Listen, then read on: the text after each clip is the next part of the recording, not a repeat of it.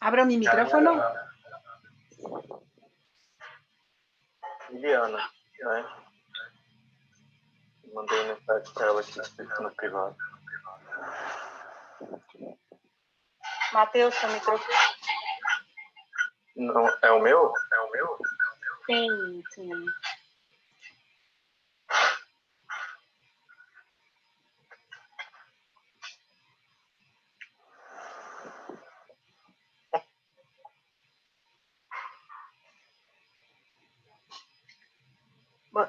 Boa.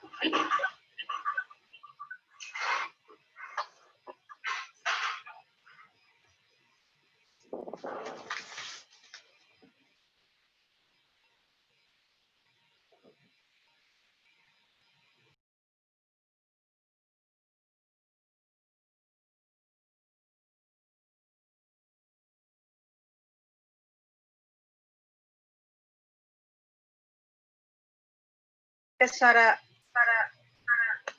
abriu de novo. Habilité mi micrófono. Está...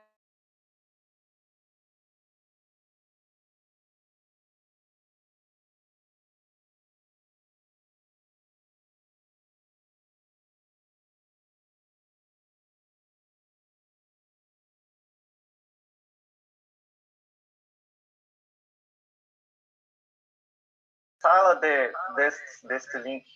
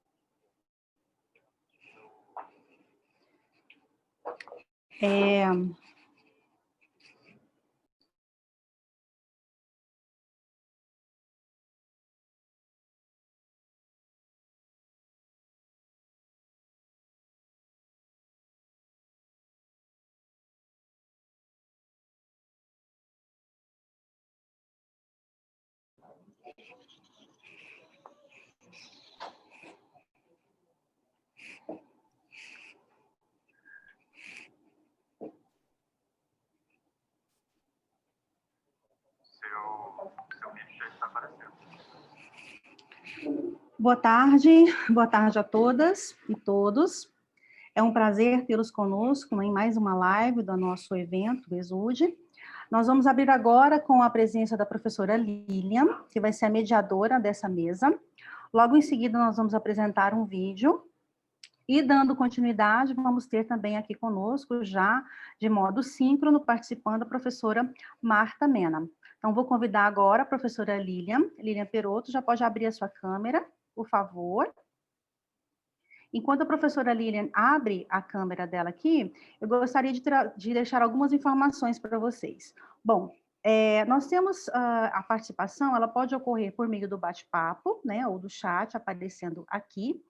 E vocês podem mandar perguntas também por aqui, e uma questão importante é que aqui no bate-papo, quando vocês forem mandar as suas perguntas, que nós esperamos que sejam várias perguntas para tornar, então, esse momento mais interessante ainda, ele tem uma opção que você pode mandar a pergunta para o palestrante ou para palestrante e participantes. Então, a gente sugere, né, se vocês acharem interessante, que vocês consigam mandar essas perguntas tanto para palestrantes quanto para participantes, porque aí fica interessante, acho que fica mais gostoso, né, Lilian, da gente ver aqui todas as perguntas, todo mundo participando.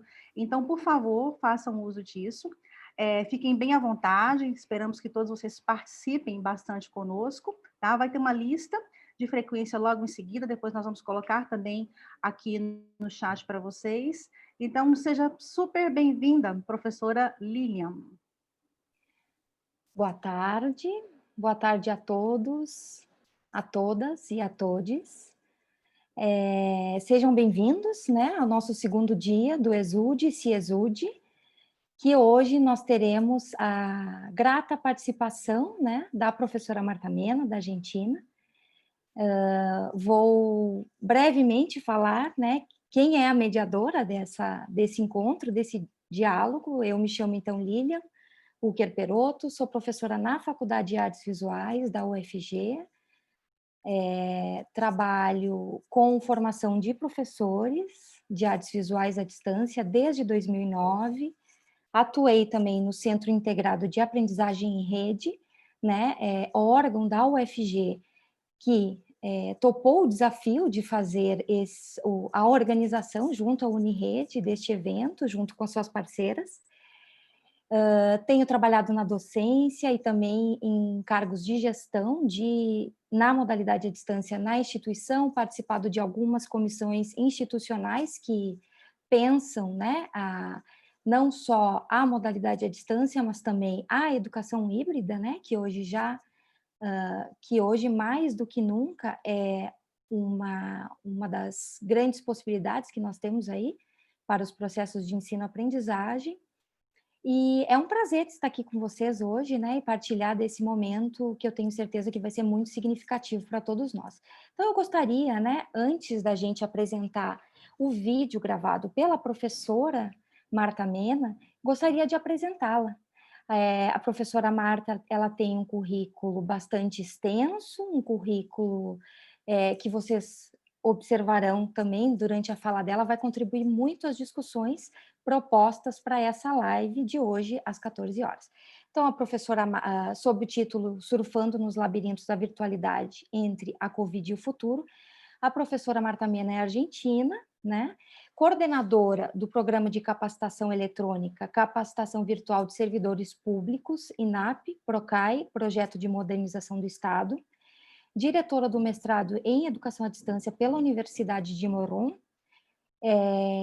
professora responsável pelo seminário Configurações Estruturais para o Desenvolvimento do E-Learning, mestre especialista em E-Learning pela Universidade de Salamanca, na Espanha, professora responsável pelo seminário de Educação à Distância do mestrado em Integração Universitária do Mercosul, Universidade de Lomas de Zamora, na Argentina, membro do Comitê Executivo do Conselho Internacional de Educação Aberta e à Distância, professora da especialização em Educação e Novas Tecnologias, Faculdade Latino-Americana de Ciências Sociais, diretora do Diploma de Educação à Distância Virtual da Universidade Nacional Autônoma de Honduras, membro do Comitê Editorial da International Review of Research in Open and Distance Learning, Universidade Athabasca, do Canadá, membro do Comitê Científico da Revista Ibero-Americana de Educação à Distância, em Madrid, na Espanha. Subsecretária Pedagógica da Faculdade de Ciências Econômicas da Universidade de Buenos Aires, foi subsecretária até 2006. Diretora-geral do programa, foi também diretora-geral do programa à distância na Faculdade de Ciências Econômicas da Universidade de Buenos Aires, até 2006. Foi vice-presidente do Conselho Mundial de Educação à Distância, ICDE, para América Latina e Caribe, que também é nossa parceira, né, neste evento. Diretora do curso de pós-graduação em docência universitária. Foi também, consultora de organizações internacionais em educação à distância e novas tecnologias, consultora de organizações nacionais de educação à distância e novas tecnologias, ex-presidente da Associação Argentina de Educação à Distância e autora de inúmeros artigos e livros sobre a especialidade. Então, como vocês podem perceber, a professora Marta, ela tem uma larga, né, experiência no tema deste evento. E não só isso, né, como ontem nós podemos aprender com a palestra de abertura do professor Jorge Simes, hoje a gente estará compartilhando uma experiência, né, uma experiência, como eu disse, muito larga, extensa e muito potente, né, que vai tratar e que vai poder, vai nos trazer muitas reflexões sobre o momento que estamos dizendo. A professora Marta é nossa vizinha, né? Está na Argentina, então é uma grata participação para nós também podermos, né, conhecer as experiências, né, da América Latina. Então, nós daremos início ao vídeo e após o vídeo nós então iniciaremos um debate ao vivo com a professora Marta Mena, ok? Obrigada, gente, e bom vídeo para todos nós. Boa palestra.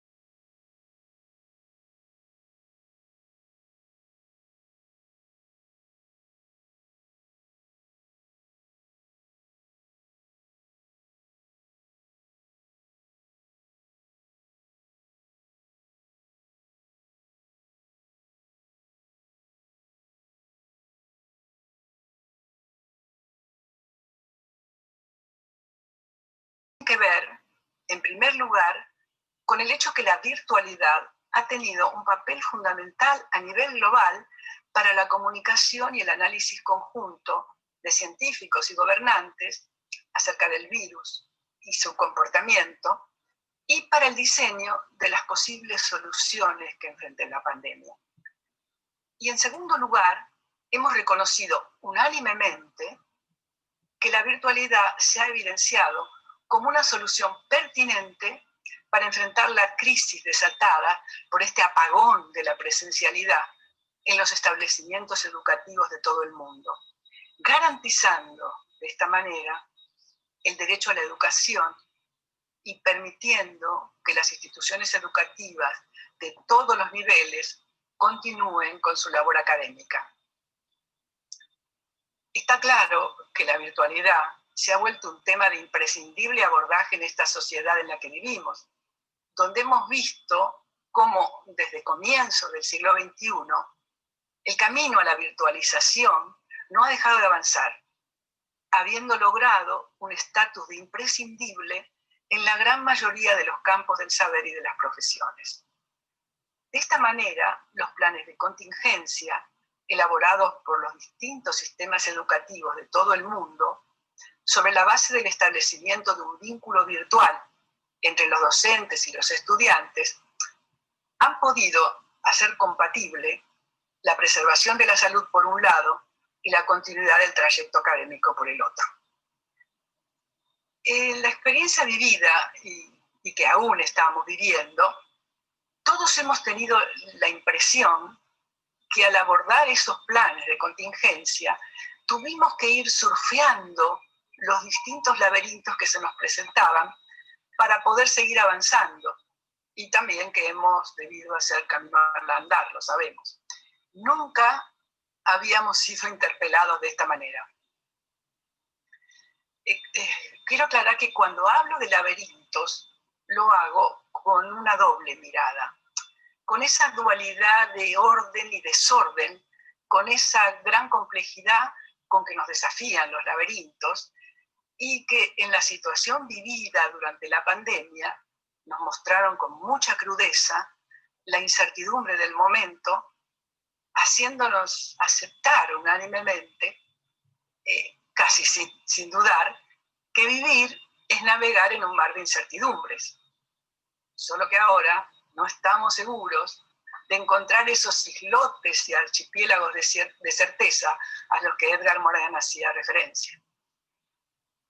Esta metáfora del laberinto, tan borgiana, tan usada por Jorge Luis Borges, un escritor argentino, nos permite, según mi opinión, una descripción de la situación enfrentada, y también creo que nos aporta una mejor comprensión del abordaje que tuvimos que realizar, sorteando dificultades hacia la meta, en realidad como si fuéramos surfistas en un mar embravecido.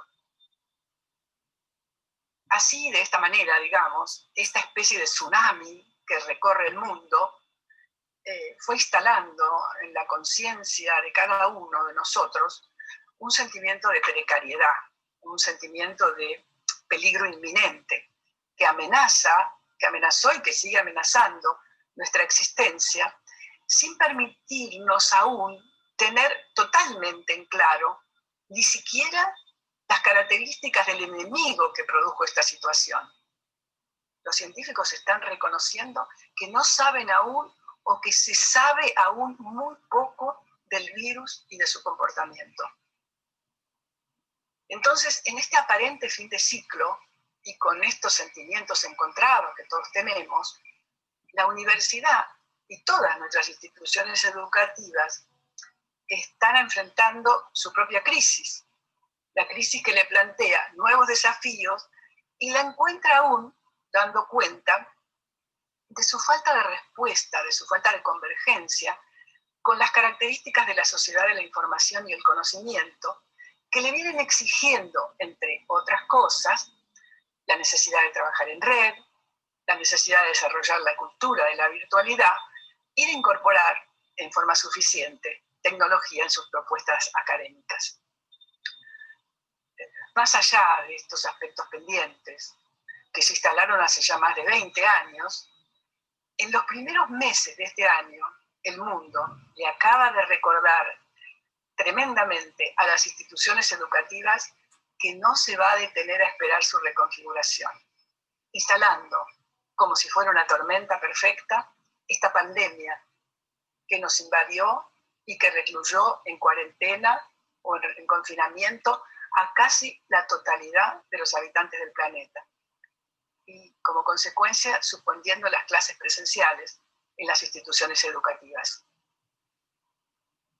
Fue entonces cuando las universidades presenciales, que raramente habían clamado por la implantación de una modalidad de enseñanza mediada por tecnología, de pronto decidieran instalar casi por decreto, decidieran o tuvieran que instalar casi por decreto, esta forma de encarar la imposibilidad de sostener la presencialidad en sus campos.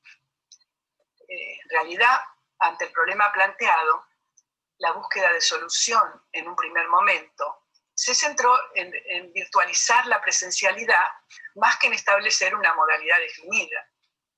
Por lo que el desafío resultó ser entonces cómo apropiarse de esa tecnología para ponerla al servicio de la solución del problema. Lo interesante de destacar en este análisis es que en casi todos los casos se hablaba de trabajar a distancia, y muchos lo confundieron con la educación a distancia, que es una modalidad educativa que viene desarrollándose formalmente en las instituciones educativas de todo el mundo desde el siglo pasado y que hoy se desarrolla en su formato virtual. Esta situación se complicó aún más al advertirse que esta modalidad educativa requiere para desarrollarse en cada institución de la existencia de un sistema tecnopedagógico diseñado y aprobado previamente y de un equipo especialista en la modalidad para poder desarrollarla. Claro, esta situación que las instituciones educativas vienen afrontando desde la instalación de la pandemia, sin duda van a tener que ser profundamente analizadas para sacar de ella las enseñanzas necesarias que le permitan reflexionar y decidir acerca de su posible aprovechamiento, no solo en el diseño que se deberá desarrollar para el día después de la finalización de este estado de emergencia que estamos viviendo, sino también en el futuro de los escenarios educativos de la pospandemia. Boaventura de Sousa Santos, en su obra La cruel pedagogía del virus, que escribió en estos meses de pandemia, toma al virus como una metáfora y nos dice que el virus vino para enseñarnos, vino para visibilizar muchas cosas que no estábamos viendo, que no podíamos ver. Y de hecho nos ha mostrado con algunos ejemplos claros qué cosas no veíamos. Por ejemplo, dice que el virus ha visibilizado que la normalidad por la que se clama permanentemente era la crisis que provocó esta situación. Nosotros sabemos que las instituciones educativas, los docentes todo el tiempo claman, quiero volver a la normalidad. ¿Cuándo podremos volver a la normalidad? Y entonces él señala que lo que no estábamos viendo es que esa normalidad es la que provocó esta situación. Naomi Klein, que retoma el tema y ante este análisis del clamor por la vuelta a la normalidad, se pregunta o hace una pregunta retórica en realidad, ¿a qué normalidad quieren volver? Y entonces se responde, recuerden que la normalidad era la crisis. Muy interesante esta metáfora de Boaventura de Sousa Santos, que nos vuelve a hacer pensar en la situación y a encontrar distintas formas de interpretación de la misma. Yo creo que está claro y es comprensible que esta tormenta perfecta haya sacudido fuertemente a toda la comunidad educativa y a la universidad en particular, ¿no? Pero creo que todos también estamos empezando a entender que luego de la experiencia vivida, será difícil volver al mismo lugar en el que estábamos y que deberíamos considerar esta situación más como una oportunidad para rever la forma de interpretar las características y requerimientos del nuevo mundo que creo estamos alumbrando y sobre todo de repensar la forma de encararlo, la forma de abordarlo. Bueno, con este orden de cosas y situados aún en medio de las medidas de restricción propias de los distintos grados de confinamiento, de cuarentena que estamos viviendo, muchos se preguntan, ¿qué podemos esperar del futuro? Bueno, en primer lugar, hay que decir que no deberíamos esperar nada del futuro, porque afortunadamente el futuro aún no existe. El futuro está por construirse. Y en esa tarea tendríamos que estar implicados todos, las instituciones universitarias y los universitarios, y las instituciones educativas en general, la docencia en general. Por ahora, el futuro solo representa para todos nosotros más una oportunidad, y una oportunidad, yo digo, que ojalá sepamos aprovechar. En este sentido, lo deseable sería que, en lugar de que permanezcamos con una mirada fija en la actual coyuntura, como universitario decidamos pensar en el posible futuro y en el rol que le queramos asignar a la virtualidad en él, para lograr por fin salir del laberinto en el que aún estamos transitando. Yo creo que la pregunta que deberíamos hacernos inmediatamente es: ¿cuáles son los temas o problemas en los que deberíamos centrarnos y cómo gestionarlos? Es importante hacernos preguntas y preguntas de este tipo. Inmediatamente, si hacemos una pregunta como esa, por lo menos a mí me surgen inmediatamente algunas respuestas. Desde ya sabemos que en este momento hay una gran preocupación de la sociedad toda acerca de las políticas de salud de los gobiernos, que en general, con sus aciertos y errores, están a cargo de la vida y de la muerte de las personas. Está claro, además, que esta preocupación debería ocupar un lugar de privilegio, pero no solo en la consideración de los políticos, sino también en la consideración de las políticas universitarias para el cuidado de la salud. La universidad no puede estar ausente de esto.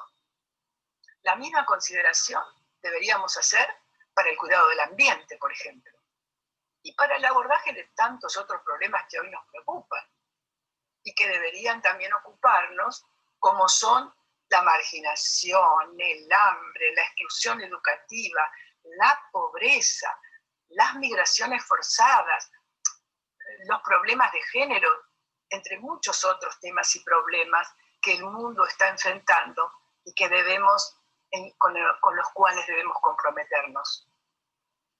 El reto que tenemos es animarse a ser parte de ese diseño, a delinear las bases de un proyecto para la nueva realidad donde queramos vivir luego de la pandemia. Es importante que nos preguntemos dónde, cómo y cuándo queremos vivir de esta manera. Sin embargo, todos sabemos que no es posible pensar en el futuro sin antes realizar un análisis profundo del pasado inmediato, del presente pandémico, o sea, analizar el tránsito realizado durante el laberinto en el que hemos estado durante este tiempo. Ha habido tantas experiencias, tan disímiles, se han transitado caminos tan distintos y, para seguir con la metáfora, surfeando tantos momentos que parecían inabordables, que el punto de partida para el análisis nos resulta difícil, y resulta difícil de fijarse unánimemente. Todo esto nos lleva a pensar que muchos debates tendremos que encarar prontamente para analizar más profundamente esta realidad que hoy estamos viviendo en la universidad, en relación con las formas de abordar la enseñanza, las formas que nos permitan en el futuro resolver problemas como los que debieron enfrentarse y, sobre todo, garantizar la nueva continuidad, la nueva normalidad, o la nueva normal continuidad de una universidad que podría llegar a funcionar cuando haga falta en el futuro sin presencialidad. Me animo a afirmar que el objetivo central de estos debates debería ser, en realidad, reforzar el liderazgo social de las instituciones de educación superior, para asegurar, en este tiempo demandante que nos está tocando vivir, la continuidad de los estudios, además de proteger en todo momento el vínculo con los estudiantes y garantizar la calidad académica, que siempre es un objetivo que nos resignamos. En este contexto, la virtualidad no debería ser el objetivo ni lo central en el debate a encarar, pero sí debería considerarse la solución más pertinente para alcanzar los objetivos planteados, ya que a través de la virtualidad, las universidades de todo el mundo han podido permanecer abiertas, funcionando de una forma diferente y han podido continuar con su labor académica en medio de la emergencia. Yo repito, de esta manera, las instituciones educativas de todo el mundo han podido hacer compatible la preservación de la salud con la continuidad del trayecto académico, garantizando de esta manera el derecho a la educación. Sabemos que el derecho a la educación es uno de los derechos irrenunciables. Un derecho no es algo que alguien nos da o alguien nos regala. Un derecho es algo que nadie puede negarnos y de eso tenemos que hacernos cargo.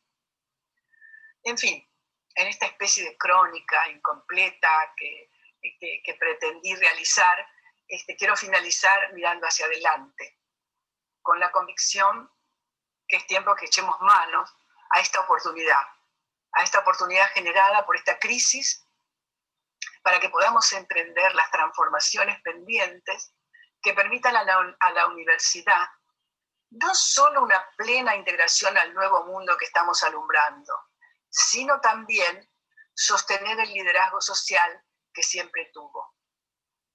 Ojalá podamos hacerlo. Muchas gracias.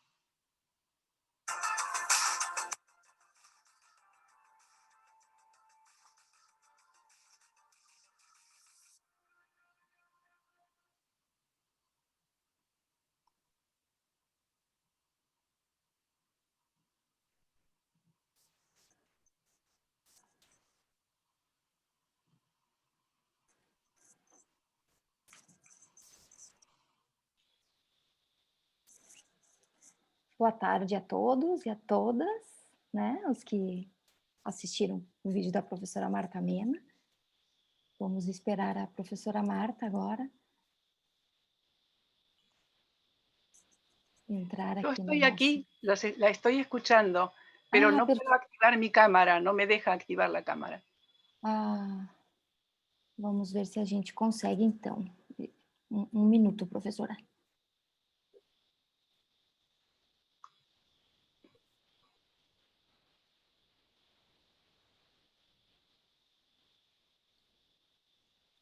Não ha conseguido todavia, professora? Sí, Agora sim. ahora sí. Agora sim. Bom, boa tarde de novo, gente. Eu vou fazer só uma pequena explicação, então, de como vai se dar esse diálogo, né, entre nós e a professora Marta. Eu inicio aqui pedindo desculpas que nós tivemos o problema do áudio nos primeiros 2 ou 3 minutos do vídeo da professora. Nós decidimos não colocá-lo novamente, já que nós tínhamos a legenda em português, certo? Mas acredito que não afetou, né, por completo a nossa compreensão da participação da professora Marta. Então, eu estarei fazendo o papel da mediação com a professora Marta e com o público, né, à medida que as perguntas forem chegando, vocês já podem, né, colocar as perguntas ali no chat. Eu levarei as perguntas para a professora Marta em espanhol e na medida que ela for falando, se vocês não compreenderem, né, acredito que não é complicado e não é difícil, ela tem um espanhol muito claro, né, eu vou fazendo, então, tentando fazer essa tradução para a gente estabelecer um diálogo, né, que seja muito correto, né, muito coerente com a brilhante, né, o brilhante vídeo que a professora Marta nos brindou. Então, só para fazer uma pequena introdução, professora Marta, a gente fica muito feliz, né, quero falar agora pessoalmente, ao vivo, né, com a senhora, da sua participação nesse evento, né, o seu vídeo nos trouxe, a sua fala nos trouxe muitas provocações, muitos desafios. É um vídeo que que traz muitas metáforas para nós pensarmos esse tempo, né, o tempo que nós todos estamos vivendo. Apesar da professora Marta estar falando do presente, ela lança, né, esse desafio, um olhar para que nós possamos pensar num futuro, né, num futuro que nós não sabemos quando chegará, se já chegou, se nós já estamos vivendo ele. Mas a professora Marta também nos lança muitos desafios para pensar nas instituições educativas, sejam elas universitárias ou as escolares, de como esse momento tem afetado, né, nós, a nossa prática docente, né, e como, a partir de agora, nós faremos esse diálogo entre o que estamos vivendo, o que pretendemos no futuro viver, mas sem deixar de esquecer também esse passado, né? Um passado já construído dentro de uma modalidade com com uma trajetória histórica muito larga, né? Muito extensa. Professora Marta, seja bem-vinda. Muchas gracias por haberme invitado y por permitirme establecer un intercambio con ustedes sobre este tema, que es un tema que nos preocupa y también nos ocupa a muchos de todos nosotros.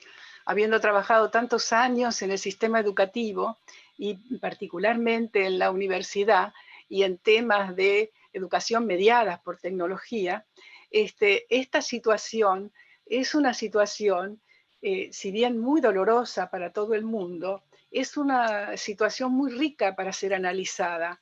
Y como dije al final, es una situación que nos está ofreciendo una oportunidad para abrir más nuestros ojos, para empezar a pensar y empezar a pensar juntos en la posibilidad de salir de estas situaciones difíciles. Por eso usé la metáfora del laberinto.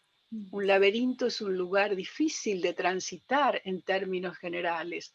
Es un lugar que complica el tránsito normalmente y que nos presenta desafíos a cada momento.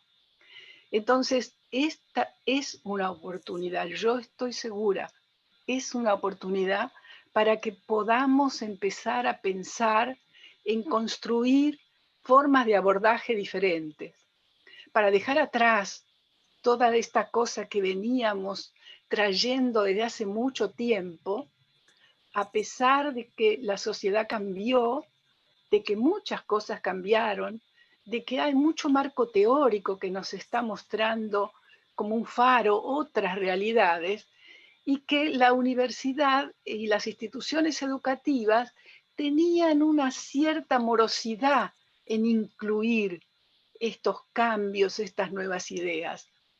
Claro, y esto se notó mucho cuando surgió el tema de la pandemia, que obligó de alguna manera a organizar creativamente la continuidad de los ciclos académicos. Las personas se complicaron mucho y se asustaron incluso cuando las primeras informaciones que se dieron en muchos lugares del mundo se cierran las instituciones educativas, se cierran las universidades. Y ha sido un error, porque es un error de concepto, porque ni las instituciones educativas en general, ni las universidades en particular cerraron. Lo que se cerraron fueron simplemente los edificios.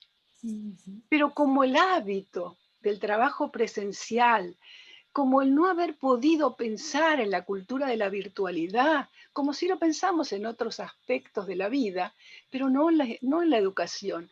Cuando eso sucedió, fue un shock, digamos, una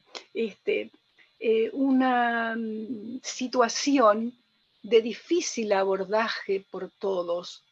Y entonces es ahí donde la sociedad le está reclamando a la universidad que entre en la sociedad de la información y el conocimiento, porque si estas cosas hubieran pasado, no digo que todo hubiera estado bien, pero digo que hubiera sido más fácil entrar en el abordaje de estas situaciones planteadas, ¿sí? Esto es lo que yo he vivido durante todo este tiempo y he trabajado mucho en algunos seminarios que doy en maestrías, y hemos construido con los alumnos, hemos salido a buscar testimonios de lo que pasó en todo el mundo. Y afortunadamente he recibido testimonios de muy diferentes lugares en el mundo que han contado, que han relatado cómo abordaron este cambio de presencialidad a virtualidad. Y hemos aprendido mucho de esto. Hemos reunido mucha información que habrá que analizarla, desmembrarla, desmenuzarla, como quieran llamarlo. Pero para entender qué nos pasó y para ver cuánta diferencia hay con aquellas cuestiones, aquellas líneas directrices que desde hace unos años debimos transitar, ¿sí? Yo no quiero otra vez hacer otra conferencia, estoy dispuesta al diálogo, pero quería completar de alguna manera mi intenção com este relato. Sim. Pessoal, se vocês tiverem alguma dificuldade na compreensão do castelhano, aí vocês podem me avisar que eu posso ir tentando fazer uma tradução simultânea, né, da professora, mas eu acredito que não. Professora Marta, ya tenemos muchas cuestiones aqui em el chat, e a gente quer agradecer a participação da professora Maria Luísa Furlan também, que é uma professora já com uma experiência muito grande, né, principalmente na Universidade Aberta do Brasil. Y la profesora, bueno, felicita por la exposición, por tu exposición, y habla que piensa también como la señora que necesitamos mirar mirar para además del presente, ¿no? Y aprovechar toda y cualquier oportunidad. Pero le pregunta, creo que has contestado ya con tu introducción ahora, ¿no? Después del video. Le pregunta cómo la señora interpreta la resistencia que todavía enfrentamos, ¿no? En nuestras instituciones cuando necesitamos salir de la zona de conforto, ¿no? Sí, yo creo que esto ha sido otro factor común, las resistencias iniciales, ¿no? Bueno, hubo mucha confusión, esta confusión que relaté del cierre de las instituciones educativas, cuando una institución educativa es mucho más que un edificio o un campus, es un conjunto es un mandato educativo, es un currículum, es un grupo de alumnos, es un conjunto de docentes, de directivos, es un conjunto de familias, es tantas cosas que es un conjunto de vínculos y de ninguna manera se puede reducir a un edificio. Pero claro, como todo el tiempo la educación se dio en términos generales, porque ha habido experiencias de otro tipo también, hay que reconocerlo, pero en términos generales se dio en la presencialidad, en un docente, en un aula física, enfrentado a los alumnos, de frente a los alumnos, no enfrentado, de frente a los alumnos, explicando, dando clase, esa es la que se consideró la educación. Y esa era la normalidad, a eso se referían cuando se hablaba de volver a la normalidad, que fueron interpelados por Naomi Klein cuando dice, ¿a qué normalidad quieren volver? Fíjense lo que estaba pasando, ¿sí? Bueno, por otro lado, la sociedad de la información y el conocimiento le estaba pidiendo a la universidad y a las instituciones educativas que se reconfiguraran estructuralmente, que se repensaran, porque no estaba respondiendo lo que se vivía en el interior de las instituciones educativas no tenía relación con las características del nuevo mundo, un mundo hiperconectado, un mundo estructurado en redes, un mundo que había desarrollado la cultura de la virtualidad para cada uno de los aspectos de nuestra vida, salvo en el interior de las instituciones educativas, en términos generales. Siempre aclaro que hay excepciones a lo que uno dice, uno marca líneas generales, ¿sí? Que marcan o que muestran por qué la crisis se desata. Y no se desata solo la crisis de la pandemia, sino que la crisis que se desató es al interior de las instituciones educativas, porque no estaban interpretando el mandato social, el mandato de la nueva sociedad, las características de la nueva sociedad. Entonces, allí era difícil aceptarlo, tener la conmoción del miedo al virus, del miedo a la pandemia, una situación nunca vivida en nuestras generaciones, nunca vivida, y entonces hubo resistencias, claro que las hubo. No vamos a culpar a los docentes y a los directivos, a los maestros, porque hubo resistencias. Era todo muy pronto, muy, que apareció de golpe, digamos, no sé si la expresión es comprendida en portugués, de pronto apareció, y hubo que adaptar y cambiar la esencia de lo que se consideraba la docencia. La esencia era un docente explicando dentro de un aula física a unos alumnos que lo escuchaban en términos generales y que trabajaban juntos en un espacio físico. Claro, pero esas resistencias, hacía rato que las veníamos hablando y que desde que se inició, ya hace más de 20 años, la Sociedad de la Información y el Conocimiento, cuando, Manuel Castells desarrolla las características principales que son, las más importantes son las que acabo yo de decir antes, pero también Zygmunt Bauman nos decía, este es un mundo líquido, es un mundo flexible, es un mundo que no puede consolidar sus principios porque estos se derriten rápidamente. Y el mundo está cambiando y cambiando y cambiando. Y a eso se le opuso esta postura de las instituciones universitarias del no cambio, digamos, del persistir estos modos, estos métodos, estas formas de encarar la realidad. Y ahí estuvo la resistencia, y está clara la resistencia. Nadie es culpable, y todos lo somos de alguna manera, por no haber sabido ver antes que había que haber insistido mucho más para hacer una apertura y prepararnos. Por eso yo digo oportunidad, porque ahora tenemos la oportunidad de prepararnos, porque este es un mundo no de pandemia, es de pandemias en plural, porque están anunciando los científicos que otras van a venir. Tenemos que estar preparados, tenemos que flexibilizar, entender el mundo actual para poder actuar en consonancia con eso. No para aprender exactamente cómo vamos a responder, porque no sabemos lo que va a venir, con lo cual la respuesta habrá que construirla, pero sí estar preparados con flexibilidad, sabiendo que estamos en un mundo muy cambiante y que nuestras conductas deberán de alguna manera tener que ver con eso. Perfecto, profesora Marta. Bueno, tenemos también 3 comentarios, creo que nos ayuda a pensar, ¿no? en eso. Una de Karina Teixeira Marcelino, que habla que muchas universidades de referencia nacional e internacional son resistentes a modalidad a distancia, ¿no?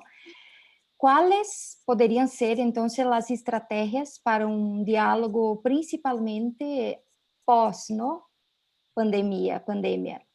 Y la Giovanna también habla sobre que jamás se pensó, ¿no? Tanto colaborativamente, conjuntamente, o sea, que estamos pensando, ¿no? Quizás esa sería una estrategia, ¿no? Como la Karina pregunta. Entonces, ella le pregunta que nunca se pensó tanto, ¿no? Conjuntamente, ¿no es verdad, profesora Marta? Entonces... Sí, es cierto lo que dice. En principio, sí, hubo resistencias hace mucho. Nosotros, yo digo nosotros porque, bueno, me formo parte de un grupo en todo el mundo que estamos trabajando en educación a distancia, en esta modalidad educativa, que fue pasando por distintas generaciones y hoy asume un formato virtual. Estamos trabajando en eso desde hace mucho y sabemos muy bien lo que es enfrentar imagen social negativa para la modalidad. Desde hace mucho que hay flotando en la sociedad una actitud de rechazo hacia la utilización de la modalidad, en algunos casos solo aceptarla como gran excepción, y en otros es realmente una descalificación de la modalidad, ¿no?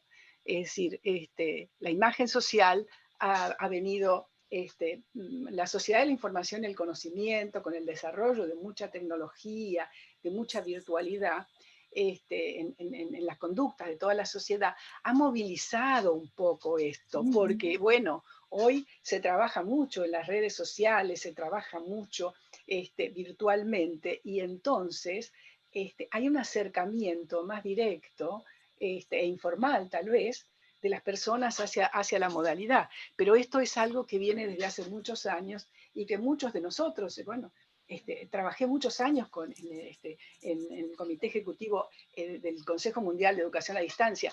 Quiero aclarar que algunas cuestiones que plantearon en mi currículum era un currículum un poco más viejo. El nuevo hay unas cosas diferentes. Es decir, yo ahora no soy miembro del Comité Ejecutivo del ICDE, he cumplido ya mi mandato de muchos años allí, pero en todo el tiempo que estuvimos trabajando, bueno, ahora como simpatía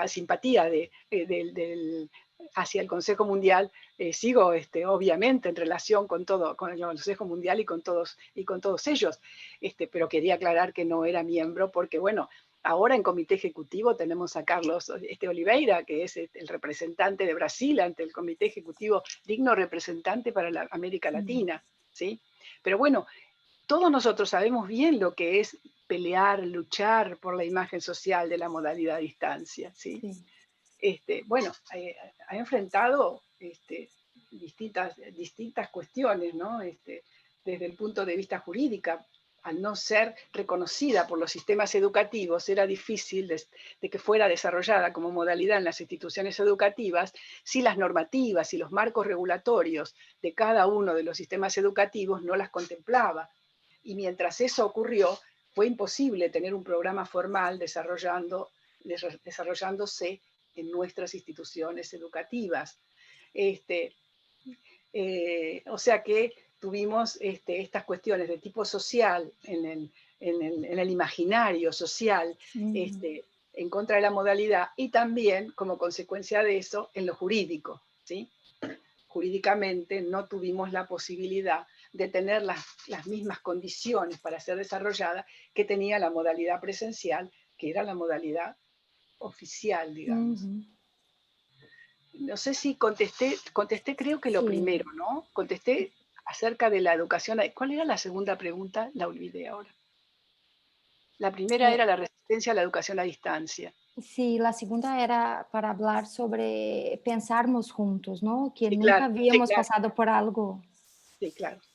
Sí, yo espero, para terminar, redondear lo que dije antes, que esta oportunidad donde se mostró la capacidad de la virtualidad para resolver muchos problemas, nos ayude en el futuro para poder mostrar las posibilidades que tiene la educación a distancia, los programas virtuales, digamos. Eso es lo que esperamos.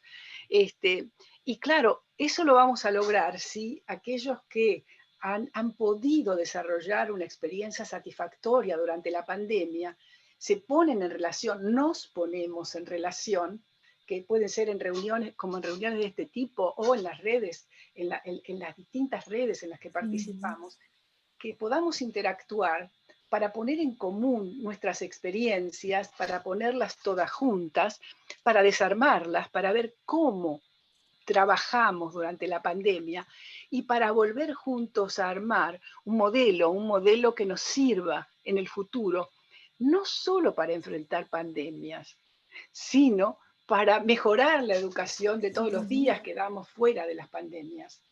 Creo que este rescate que hace quien me pregunta de esta valorización del intercambio, de los vínculos para aprender, yo lo celebro enormemente y creo que es uno de los caminos más importantes que deberíamos estar abordando.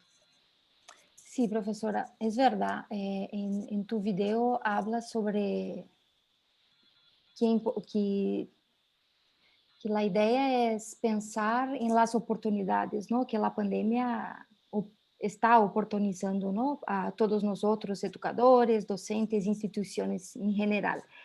La Rosa Almeida Freitas hace también una pregunta muy importante. Habla del punto cuando tú hablas sobre que el grande problema es, ¿no?, está haciendo virtualizar la presencialidad, ¿no? Es que eso es uno de los objetivos, ¿no?, de que las instituciones, los docentes, profesores, maestros, ¿no?, están intentando. Entonces, ella escribe: la virtualidad es un grande reto, ¿no?, para profesores y estudiantes. ¿Cómo usted, profesora Marta, podemos atenuar estos desafíos principalmente para los estudiantes en relación a la presencialidad? Esta necesidad que las personas tienen de estar lado a lado, ¿no? Ojo a ojo. Sí, el problema es que hemos tenido funcionando este modelo de presencialidad, que además fue acompañado durante siglos. Yo siempre doy un ejemplo que a mí en mi vida y en mi experiencia me marcó mucho, me enseñó mucho. Yo fui profesora en la Universidad de Salamanca, en España, durante 17 años, en una maestría, en los posgrados. Allí tenía la posibilidad de visitar los edificios antiguos de la universidad. Y hay un edificio, dentro del edificio hay un aula conservada como en la creación de la universidad, que fue por el 1400 y un poco más. 1400 estoy hablando. Y el aula Fray Luis Beltrán está conservada intacta. Para mí entrar y visitar ese aula era un shock, porque el aula esa tiene la misma estructura que nuestras aulas en las universidades. Era del 1400. ¿Qué pasó entre el 1400 y el 2020? ¿Qué pasó? Nada. Todo está igual. Hay algunos cambios cosméticos, digamos, ¿sí? Hay algunos cambios de mobiliarios un poco cambiados, pero hay delante un profesor enfrentado a los alumnos, hay unos alumnos sentados en unos bancos que escuchan a un profesor. Y eso persistió, ese modelo pedagógico persistió durante muchos años. Y entonces es el modelo pedagógico en el que todos hemos aprendido, todos nosotros hemos aprendido con ese modelo pedagógico. Entonces, ¿cómo un modelo pedagógico tan resistente uno puede pensar cambiarlo fácilmente? No, no es fácil. No es fácil, va a haber grandes resistencias para cambiarlo. Pero bueno, yo volviendo a la imagen del aula, ¿no? Yo me preguntaba, ¿por qué nunca cambian? Construyen nuevas universidades, nuevos edificios y las aulas tienen por lo menos la misma estructura. Cambian algunas cosas, pero ya digo, son cambios cosméticos. Y entonces muchas veces en discusiones con grupos, con alumnos, con colegas, decíamos, bueno, los arquitectos parece que usan siempre el mismo modelo. Y entonces dejamos de culpar a los arquitectos. No es un capricho de los arquitectos. Es claro que las aulas siguen funcionando igual porque hay un modelo pedagógico detrás que las necesita. Necesita mostrar que el docente es el que sabe y le explica a los alumnos son los que aprenden lo que el docente enseña. No hay un modelo pedagógico fuerte que todavía haya mostrado que ese modelo fue muy bueno, nos educamos todos en ese modelo, no es cuestión de destruirlo, pero que es un modelo que ya en esta sociedad no funciona. Porque nosotros somos profesores universitarios que estamos formando a los futuros profesionales del mañana. Los docentes nunca trabajamos para el presente, siempre para el futuro. Estamos formando a los profesionales que van a ir a la sociedad a desarrollar sus funciones. Ahora, nosotros sabemos que la sociedad, como dice Sigmund Bauman, es líquida, cambia todo el tiempo. Ni siquiera sabemos si las profesiones para los que estamos formando a los alumnos en la universidad van a existir cuando ellos se vayan de la universidad. Si las condiciones de trabajo van a ser las mismas o van a cambiar. Las condiciones de trabajo van a cambiar. la sociedad está cambiando. Y entonces, ¿cómo es que insistimos en enseñarles cuestiones que deben recordar porque el docente se las dice, porque él las aprendió así? La enseñanza y el aula tiene que ser el lugar donde se analicen problemas, temas, circunstancias, para que juntos echemos mano. Yo uso mucho esto de decir, las desarmemos, o sea, hagamos un análisis profundo de cómo está constituida esa situación y la entendamos y podamos construir con eso algo para encarar nuevos problemas. Lo más importante es que seamos abiertos, que seamos creativos, y esto no se obtiene escuchando a un docente y luego mostrando la evaluación, que uno entendió lo que el docente le explicó. Hay otra cuestión, ¿qué pudo crear uno? ¿Qué problemas resolvió uno con eso? ¿Sí? Bien, Perfecto. no sé si... Bueno, sí, Yo a veces llamo, usted puede detenerme. no, no, sin problema. Profesora, la Rita, la que ha hecho la pregunta, ¿no? Sigue aquí preguntando, entonces le voy a preguntar ahora mismo para que no perdamos la construcción del pensamiento. Muy interesante esta idea de los cambios cosméticas. De Eso. cosmética, es de cosmética. Sí. ¿Podría ejemplificar alguna experiencia que sea un poco más profunda? En los Más cambios. tensa, sí, en los cambios. Bueno, normalmente nosotros hemos sido educados en una pedagogía de una sola voz, ¿sí? Uh-huh. Y hoy el cambio que estamos tratando de desarrollar conjuntamente es una pedagogía polifónica, una pedagogía de muchas voces, una pedagogía donde no sea el docente el que viene y dice lo que hay que saber, lo que hay que creer, lo que hay que analizar, sino que además del docente, bueno, todavía valoramos lo que es la autoridad de un docente, no niego esto, ¿sí? Pero podría ser no solo un docente con su particular forma de creer, de pensar y de abordar los temas, sino que podrían ser varios docentes. Y uno no necesita que cada aula tenga muchos docentes. Uno puede convocar a especialistas a través de muchas formas. Muchas veces, como les contaba yo en la pandemia, colegas nuestros de todo el mundo mandaron sus testimonios y fueron formas diferentes de abordar que cada uno de nosotros tal vez no había pensado. Y son formas distintas de ver el mundo. Y esto lo podemos hacer perfectamente, no solo convocando a otras voces que vengan al aula o que se comuniquen a través de las redes sociales, que esa es la utilidad que le podemos dar a las redes sociales dentro de la universidad, ¿sí? De mil maneras diferentes. La bibliografía también es una forma de ver voces disonantes, no solo voces consonantes que piensen lo mismo que yo como docente, que piensen otra cosa y que ver en el análisis de las dos cosas qué podemos aprender para resolver problemas. Perfecto. Profesora Marta, recibimos también un comentario de la María Andrea Rivero, que creo que también es de Argentina. Profesora Marta, excelente tu exposición. Aquí en la Argentina tenemos que leer titulares de noticias pidiendo que los alumnos vuelvan a clases, cuando en realidad las clases han seguido de forma virtual. Creo que eso demuestra una subestimación de la educación a distancia. Sí, de la virtualidad en general o del esfuerzo que han hecho los docentes de todo el mundo, que han sido héroes, porque se han puesto al frente de una situación muy difícil para hacerse cargo de una forma de enseñar en la que para la que no habían sido formados, en una institución que no había valorado esta forma de enseñanza, y con unos estudiantes que no estaban preparados para ello y que no tenían los recursos tecnológicos necesarios para poder desarrollarse con esto, para poder aprender con esto.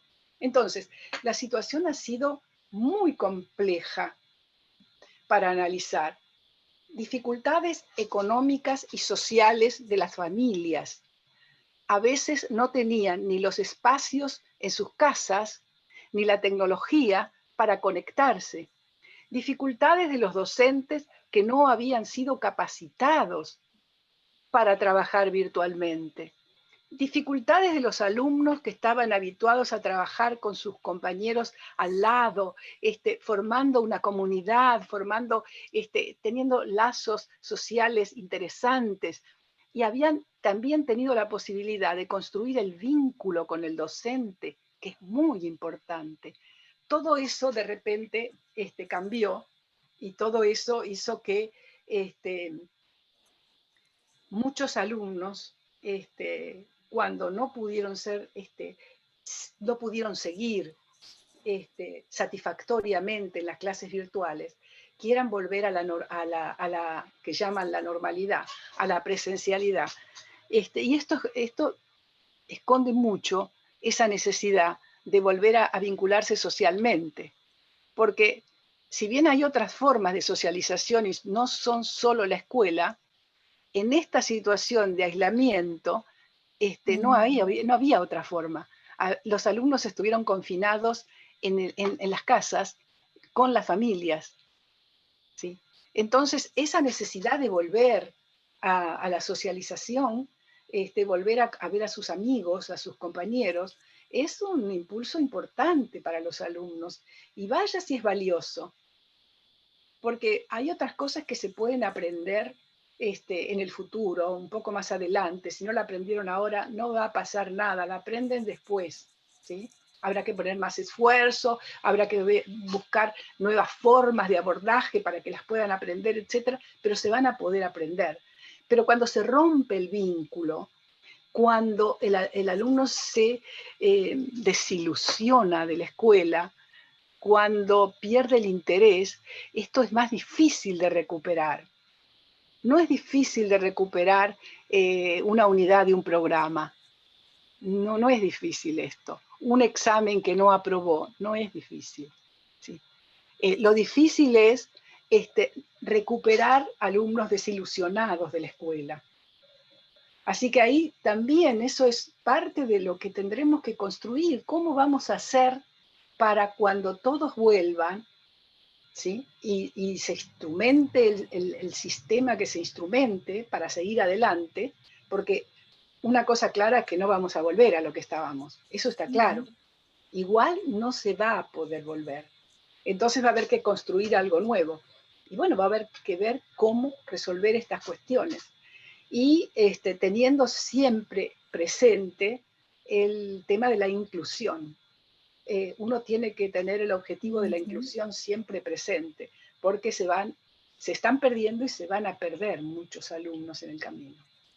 Sí, sí, es verdad. O sea,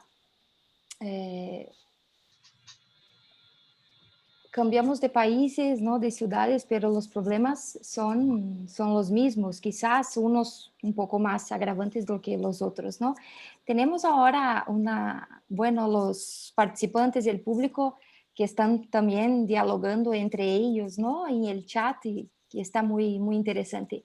Y una de tanto Alessandra quanto Leila, ¿no? Están hablando sobre la formación de profesores, de maestros, ¿no? Que es importante, ¿no? También pensarmos ahora. Entonces, Alessandra pregunta, cuanto el despreparo y sobre todo la falta, ¿no? De formación de profesores y el mundo de cómo la falta, ¿no? O la no formación de profesores en relación al mundo de las tecnologías puede agravar más las resistencias.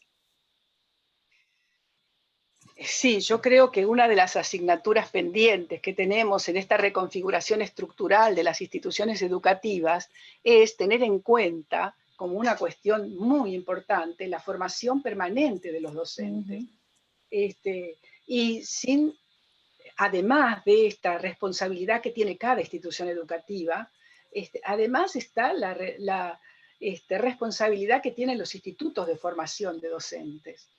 Esos institutos de formación de docentes tienen también que hacer esa reconfiguración estructural y revisar todo su esquema, revisar su estructura.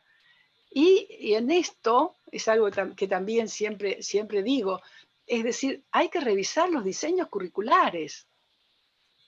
No es posible que estemos durante tantos años enseñando los mismos contenidos o desarrollando los mismos programas abarrotados de contenido sin relación unos con otros y sobre todo sin relación con los grandes problemas que enfrentamos y vamos a enfrentar toda la humanidad.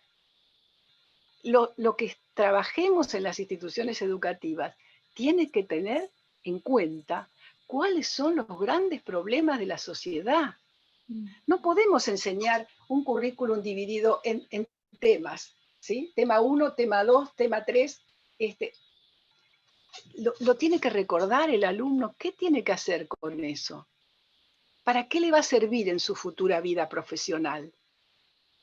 Tenemos que encarar la enseñanza, como decía, de una manera polifónica, pero además como una forma de resolver situaciones, de resolver problemas, donde en ese momento traccionemos el contenido, lo traigamos al contenido, pero no que el contenido sea el centro. Entonces, revisión de esos diseños curriculares para adaptarlos a las necesidades actuales y sobre todo a las necesidades futuras, ¿no? Sí, es importante. Bueno, profesora Marta, ahora la pregunta es mía, ¿no? Yo cuando asistí el video, ¿no? Me pregunté, me gustaría mucho saber sobre la experiencia en Argentina, ¿no? ¿Cómo usted evalúa, ¿no? Avalia para el público la experiencia, cómo las instituciones, como el gobierno, ¿no? Ha afrontado la experiencia de la pandemia en relación a la educación. Ou seja, para o público, só para explicar, né? Então, a minha pergunta é como a professora avalia, né, a experiência da Argentina em relação a esse enfrentamento, ou seja, como as instituições e também o governo, né, tem enfrentado essa situação.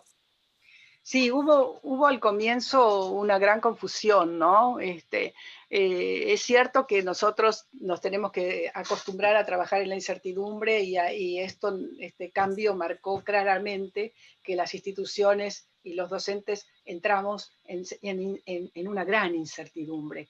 ¿Qué va a pasar ahora? ¿Qué vamos a hacer? Cada uno de nosotros confinado, sin poder ver a nuestras familias, etcétera, los alumnos sin poder ver, etcétera. Todo eso generó un malestar y y miedo también, ¿no? Porque no tenemos que olvidar, muchas cosas pasaron. Hubo miedo a enfermarse, hubo miedo a no volver a la situación o no ver con vida a sus seres más queridos. Todo eso pasó. Y todo eso repercutió en los distintos movimientos que surgieron, ¿no?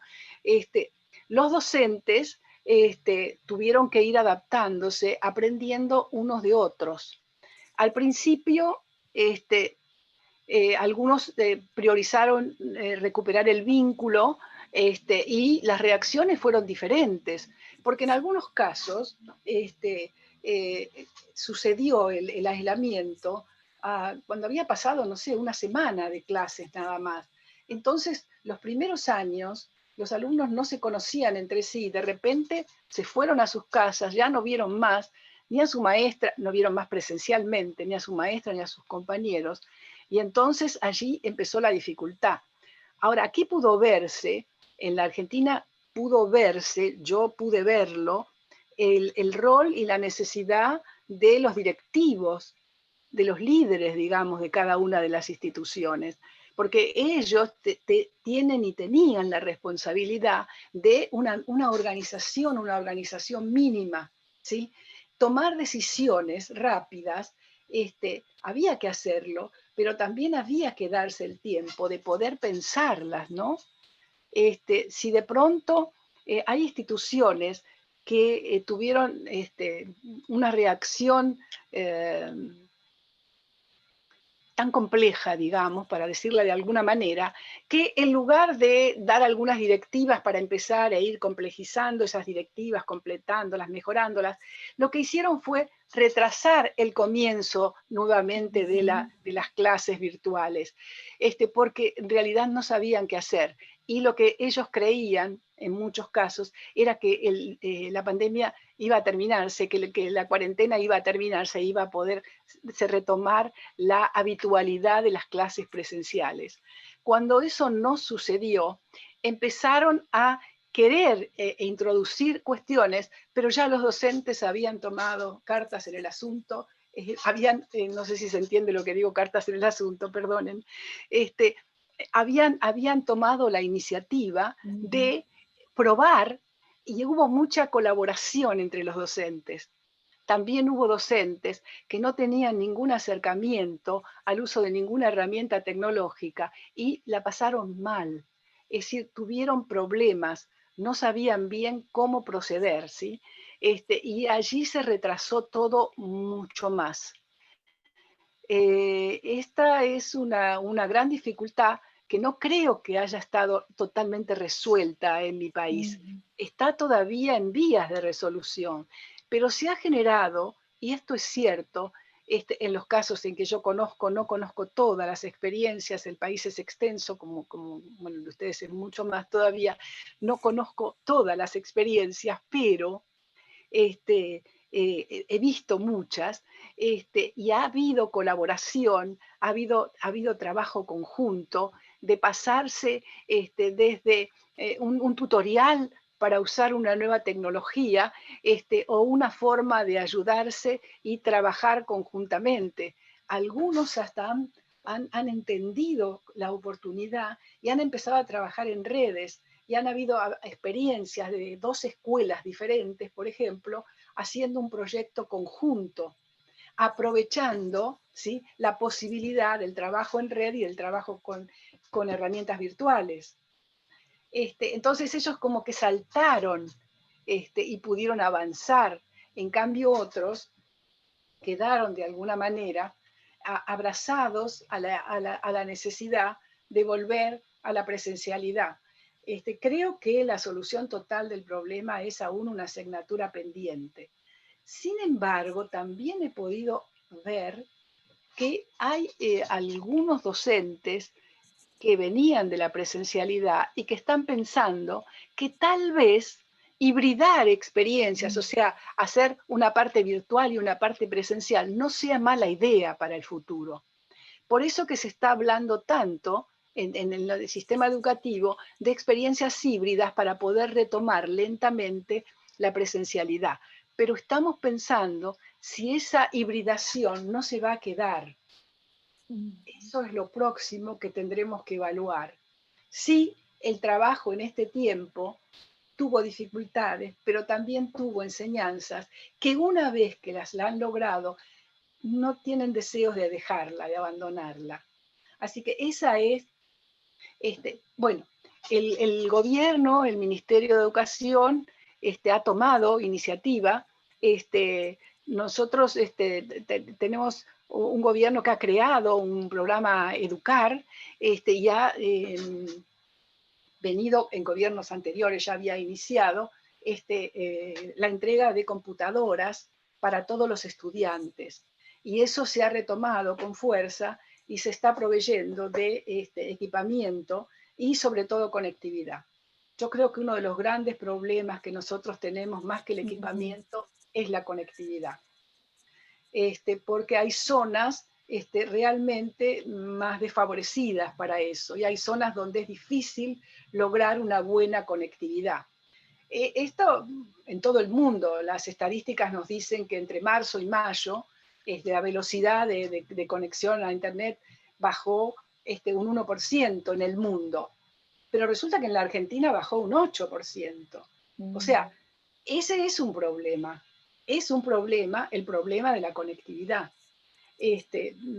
También se está trabajando para eso, y se ha producido, no sé si ustedes, vamos a compartirlo, a ver en Brasil piensan igual. Yo lo vi en Argentina y lo vi en algunos otros países también con los que intercambio. hay un aparatito, que es este que yo tengo acá, que cambió de estatus muy rápidamente con la pandemia. Pasó de ser el enemigo número 1 de los docentes en las clases presenciales a ser el dispositivo tecnológico que garantizó el derecho a la educación de muchos niños y de muchas familias. Porque en algunas familias la única tecnología existente era esta. Y a veces sin conectividad. Tenían algunos datos en su celular y con esos datos bajaban las consignas o los mensajes de los docentes y así podían seguir con su escolaridad. Algunos se los veía en la Argentina por las calles buscando conectividad en algún lugar donde pudieran encontrarlo que tuviera más favorable que su propia casa. Esta ha sido un descubrimiento que se ha hecho en este tiempo de pandemia, donde terminamos haciendo héroe al celular. Sí, creo que lo mismo en Brasil, ¿no? Las universidades y las instituciones han bueno, regalado, ¿no? A los estudiantes los móviles, ¿no? Para que pudiesen tener acceso a las plataformas digitales, ¿no? Que están utilizando, sea en las escuelas o en las universidades. Bueno, professora Marta, já estamos quase finalizando, não? E vou falar agora em português para atender também o público. Já peço desculpas um pouco pelo meu portunhol. Eu morei alguns anos em Barcelona, fiz meu doutorado lá e tento praticar o castelhano, né? Então, assim que posso, é sempre bom, mas sempre escapam, né? As palavras e a gente sabe que vai perdendo a fluência. É muito bueno, é muito bueno. A gente vai perdendo um pouco a fluência, né? E aí, às vezes, a gente acha que está falando no idioma e está falando em outro, mas nós, brasileiros e argentinos, nos entendemos assim, né? Nessa troca de idiomas. Foram horas excelentes, brilhantes, né? Que a gente pôde compartilhar a tua experiência, né? Na Argentina, em relação não só ao que a Argentina tem vivido, né? Em relação à pandemia, mas também de como esse processo, né? Ele vai sendo revisado, reestruturado, né, a partir de novas práticas, ações e demandas da própria dos processos, né, de educação. E eu acredito que todos que estão aqui assistindo, né, também concordam, porque nós acreditamos que as pessoas que se inscreveram neste evento, né, que trata, né, que um evento já com uma grande participação e já com uma história muito grande, né? Agora também internacional, né? Do ESUD. Acredito que todos nós acreditamos que ninguém quer, né? Voltar à normalidade de antes em relação a essas práticas, né? Então, a sua fala, ela vem recheada de autores contemporâneos, né? Como Bauman, como esse livro do Boaventuras de Souza Santos, que nos ajuda a pensar e pluralizar, né, com esses S's, né, não é uma pandemia, são pandemias, né, alguns problemas já existentes, eles são evidenciados, né, eu gosto também muito de algumas entrevistas, né, de alguns teóricos na área de tecnologia educacional que também têm falado a respeito que algumas pessoas dizem, essa pandemia trouxe a exclusão social. Não, ela sempre esteve aí, o que faz agora é que ela se torna muito mais visível, né? Então, a tua fala, gostaria de agradecer, né, a tua participação nesse evento. Eu não sei se você gostaria de fazer mais algum comentário, né, em relação à sua fala, que talvez as perguntas não tenham sido contempladas, né? E aí eu deixo aberto agora para que a senhora possa fazer um pequeno fechamento, talvez, desse momento que a gente compartilhou aqui agora. No sé si mi portugués también fue claro. Sí, perfecto, perfecto, sí, no hay problema, claro. Bueno, muchas gracias por haberme invitado, muchas gracias por ofrecerme este espacio para que intercambiemos, y muchas gracias especialmente para las preguntas, ¿no? Siempre es bueno recibir preguntas desafiantes, siempre es bueno recibir preguntas que a uno lo hagan pensar, y lo desafíen a construir respuestas sobre la marcha, digamos, ¿no? Así que me sentí en esta línea muy cómoda, y muy desafiada también, las dos cosas. Lo disfruté enormemente. Normalmente, de lo contrario, uno puede aburrirse porque muchas veces este tipo de reuniones me están siendo cada vez más familiares, es decir, me convocan para hacer webinars en distintos lugares de Latinoamérica, sobre todo, y si no, sería muy rutinario, y nunca es rutinario, y quien hace que no sea rutinario es la gente, ¿no? Las personas que piensan, y que lo que más disfruto es que lo que yo diga les despierte una inquietud, les despierte una pregunta. Eso es la evaluación, creo que para mí es la más importante, ¿sí? Supongamos que terminamos y nadie me pregunta nada, y todo el mundo dice, muy bien, profesora, usted habla muy bien. Sí, pero yo vengo aquí para pensar con ustedes, ¿no? Para a ver si podemos hacer realidad esta casi utopía de mejorar el mundo, de hacerlo un mundo mejor para vivir mejor, de hacer un mundo más equitativo, de hacer un mundo sin exclusiones, de hacer un mundo donde todos esos grandes problemas que hemos visibilizado tanto en la pandemia empiecen a debilitarse, y podamos vivir en un mundo que sea a imagen y semejanza de esas esperanzas que tenemos de vivir en un mundo mejor. Así que yo todo eso les agradezco, por todo eso les agradezco las preguntas, y el que me hayan dado este espacio para trabajar con ustedes.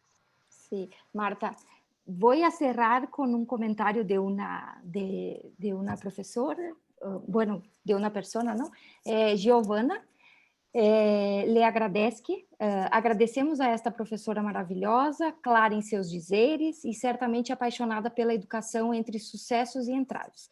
Sua participação nessa palavra. Nosso muito obrigado. Então, a gente quer encerrar com a finalização